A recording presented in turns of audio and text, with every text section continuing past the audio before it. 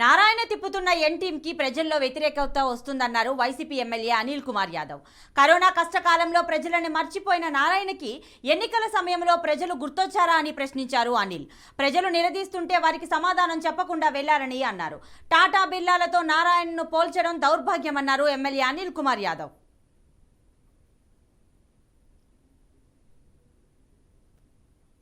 సాయంకాలం ఒక సోషల్ మీడియాలో ఒక వార్త చూశా.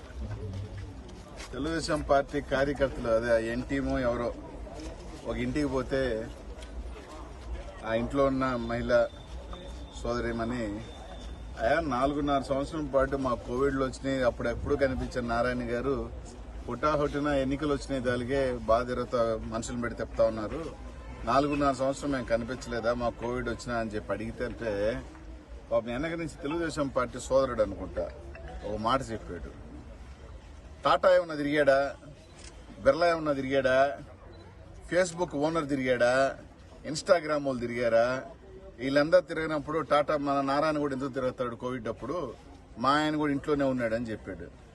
ఒరే టాటాకి మీకు పోలిక. కోవిడ్ లో టాటా దాదాపు 100 కోట్ల రూపాయలు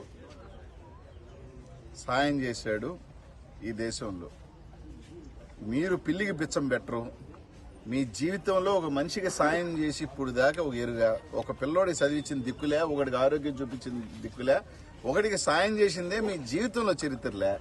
మీరు మళ్ళీ టాటాలతో బిర్లాలతో ఫేస్బుక్ ఓనర్లతో వాళ్ళు తిరగలేదు కాబట్టి మేమెందుకు తిరగాలి కోవిడ్లో, కాబట్టి మేము కూడా తిరగాలని చెప్పుకుంటున్నారంటే ఇంతకన్నా దరిద్రమైన దౌర్భాగ్యం.